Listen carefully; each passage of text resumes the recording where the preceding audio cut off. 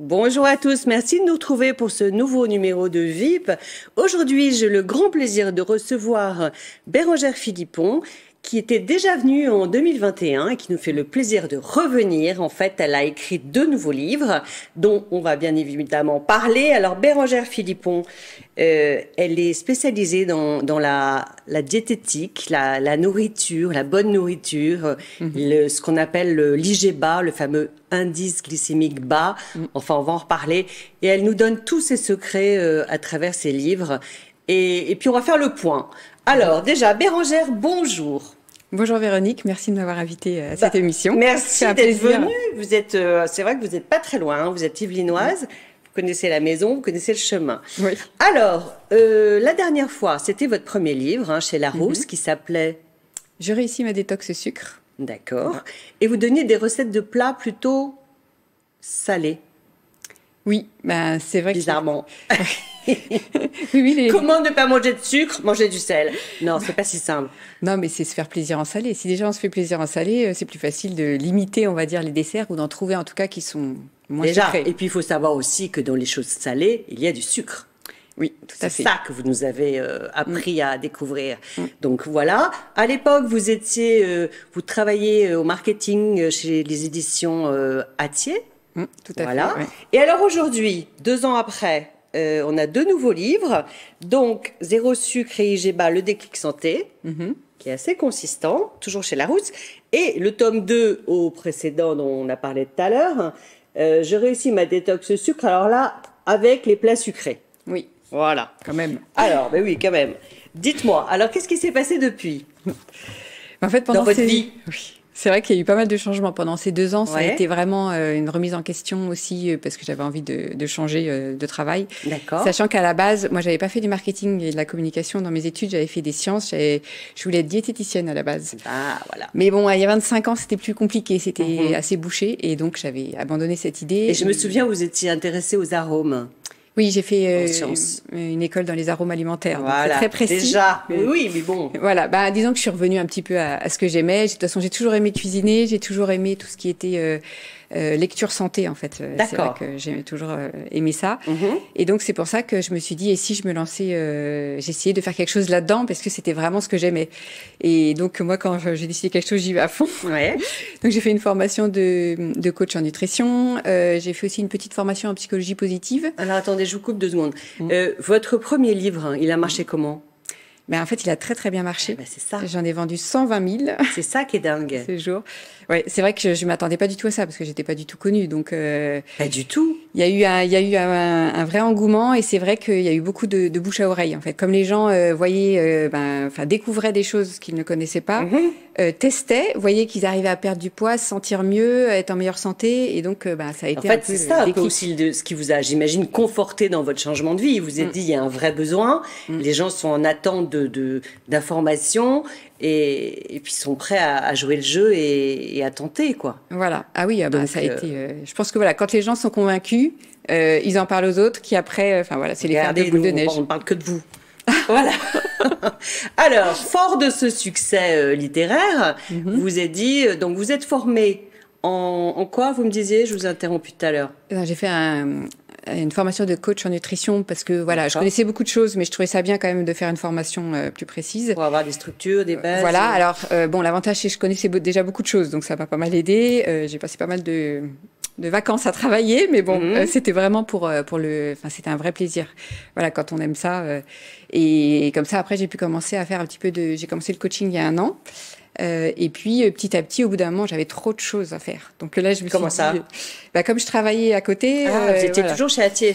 Voilà, donc c'est pour ça que je me suis dit au bout d'un moment, voilà, là je peux lâcher et c'était tout récemment, il y a 7 mois maintenant, c'était en juillet dernier et je ne regrette absolument pas parce que du coup là je peux commencer à faire beaucoup plus de choses, j'ai créé un 4e livre déjà. Ah oui.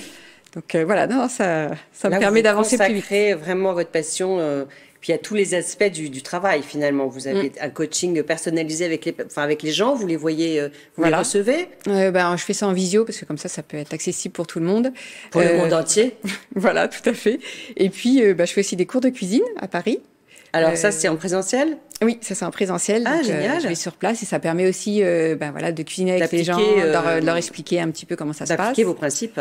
Ouais. Et puis en plus, c'est chouette de voir aussi les gens en vrai. Et puis, je commence aussi à faire des petits ateliers, justement, un petit peu pour expliquer sur la nutrition santé. Et j'ai même une conférence qui est prévue en mars à Lyon. Oh là! À l'université de Lyon. Donc ça, c'est un nouveau challenge. Ah, génial, bah, vous nous direz. Ouais, bah oui, avec plaisir. Extra. Alors, bon, on va revenir un peu plus sur l'intérieur de ces livres. Alors moi, je trouve qu'il y a des recettes qui donnent juste tellement envie, alors que vous nous dites qu'il n'y a pas de sucre, mais alors il y a quoi dedans? Quels sont, en fait, j'avais envie de vous demander, quels sont les alliés de la cuisine IGEBA? Alors déjà, au niveau du salé, parce qu'on parlait du salé tout à l'heure, c'est vrai qu'il faut faire attention à tout ce qui est féculent. Il y en a certains qui vont avoir un impact aussi fort que le sucre. Ah ouais? Comme par exemple tout ce qui est à base de farine, en fait, de blé blanche, les pizzas, toutes les pâtes, en fait. Voilà, toutes les préparations, le pain même. Évidemment, après, voilà, il y a des alternatives.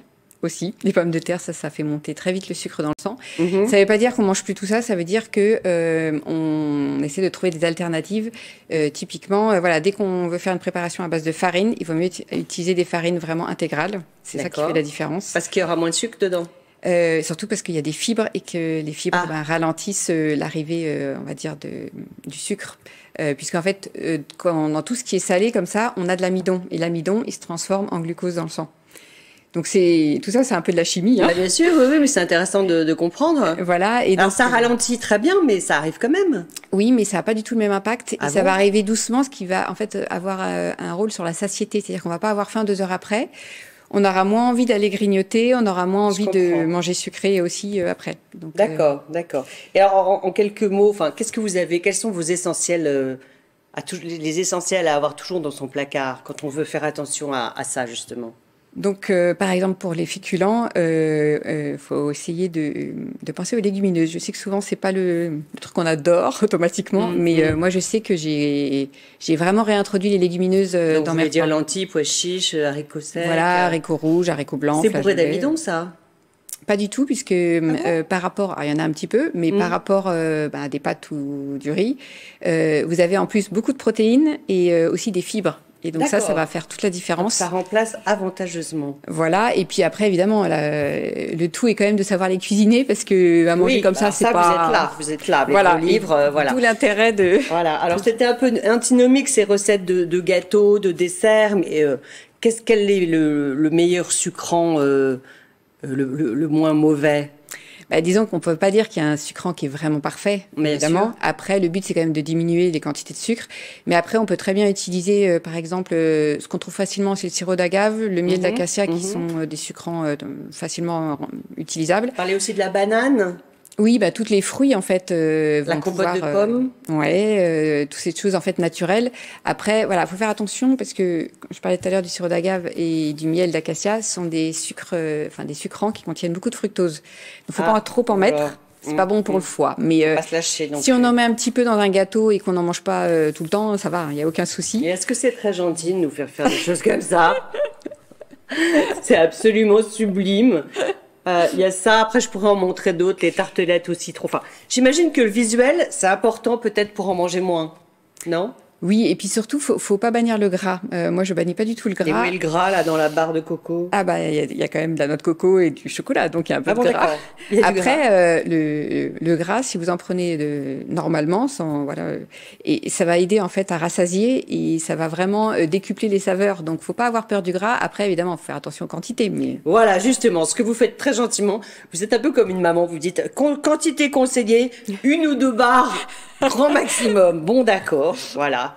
Ça, c'est dit. Après, on va vite, avant que ça soit trop tard, parler de ce fameux 3e livre, Déclic Santé. Alors là, comment vous pouvez me le présenter par rapport au livre de recettes qu'on a eu précédemment? Alors celui-ci, pour moi, c'est vraiment, il va dans la continuité. C'est-à-dire que voilà, on a compris en fait pourquoi c'était bien de manger moins de sucre. Et tout est très très bien expliqué. Hein. Voilà. Oui, j'essaie de l'expliquer avant les recettes. C'est clair. Voilà, vous comprenez ce qu'on fait. Et voilà, une fois qu'on a compris, on commence à appliquer quelques recettes. Et idéalement, c'est bien après de continuer. Et pour continuer en fait, et pour réussir à continuer sur la durée. Voilà. J'ai essayé dans ce livre d'aborder aussi tout ce qui est motivation. C'est vrai que souvent en tant que femme, notamment quand on a une famille à gérer, quand on a un travail, on est un petit peu sous l'eau, on s'oublie.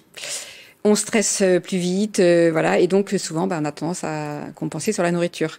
Et c'est vrai que les craquages, voilà, pour essayer de les éviter, il faut essayer quand on change d'alimentation, il faut aussi changer un petit peu son hygiène de vie, ses habitudes. Voilà, et puis c'est quelque chose que j'aborde, notamment avec la psychologie positive, qui est tout simplement en gros, d'essayer de développer le maximum d'émotions positives. Autre que gustatives. Voilà, bon, de temps en temps aussi, c'est bien, mais voilà, essayer quand on est un peu stressé, il y a des solutions autres que l'alimentation. Que se jeter sur un truc sucré. Voilà. Ouais. Essayer notamment de penser un peu plus à soi, d'essayer d'avoir des activités qui vont nous permettre de s'épanouir. Et c'est vrai que tout ça, c'est vraiment de la chimie, puisque derrière, plus on va se sentir mieux, plus nos hormones, les fameuses hormones du bonheur, vont être sécrétées. Que l'on appelle la dopamine, non, c'est pas ça? Il y en a plusieurs. Il y a la dopamine, l'ocytocine, la sérotonine. Enfin, voilà. J'en parle justement. Oui, tout à fait. Et voilà, c'est scientifiquement prouvé. Toutes ces hormones vont nous aider à nous sentir mieux et derrière à éviter de craquer et puis les frustrations finalement. Voilà, ouais, c'est ça. De résister à la frustration qui n'en sera plus une, on n'en aura pas forcément envie du coup. Voilà, et c'est vrai qu'on va se rendre compte que on peut avoir des plaisirs qui sont non alimentaires. Après, si on veut des plaisirs alimentaires, c'est possible sans stress. Après, il y a la question du temps. Donc en fait, vos recettes, elles ont quand même la particularité d'être assez rapides à confectionner, on est d'accord? Oui, voilà, moi je suis quelqu'un de très pressé et je sais qu'on est tous pareils, pour ceux qui cuisinent aussi. Et c'est vrai, voilà, faut que ça soit quand même rapide. Il y a quelques plats. On peut anticiper aussi. Oui, moi j'anticipe faire des choses à l'avance. Enfin, je sais pas. Ouais, j'anticipe beaucoup. Je fais pas du batch cooking ensemble. Du quoi? Le fameux batch cooking, ça c'est l'effet de préparer tous ses repas à l'avance pour la semaine, le week-end. Parce que ça, c'est voilà. Après, c'est très bien pour ceux qui arrivent à le faire, mais passer tout son dimanche après-midi en cuisine, moi je trouve c'est un peu. Ça coupe l'appétit. Oui, puis on n'a peut-être pas automatiquement envie de faire que ça. Moi, je privilégie plus de préparer juste à l'avance la cuisson des légumes, parce que c'est souvent ça qui est long. Voilà. Ouais. Donc, vous les faites à l'avance et après, vous complétez. Il y a beaucoup de recettes sous forme de bowls, de salades, enfin, des repas complets, j'ai l'impression. Il y a tout dedans. Et voilà. Et c'est très joli, c'est très bon. Alors, Bérengère Philippon, un grand merci. Votre 4e livre, le sujet, c'est secret ou pas? C'est différent. C'est pas un livre. Ça sera une sorte de cahier. Donc, c'est plus pour vraiment se l'approprier et écrire dedans. Pour se lancer plus facilement. Un autre format. Voilà. Bon, écoutez, on a hâte de voir. Vous viendrez nous montrer. Oui, avec plaisir. Merci beaucoup, Bérengère. À très bientôt et bravo pour tout ce que vous faites. Merci. J'adore. Au revoir à tous. Merci de nous avoir suivis. À très vite.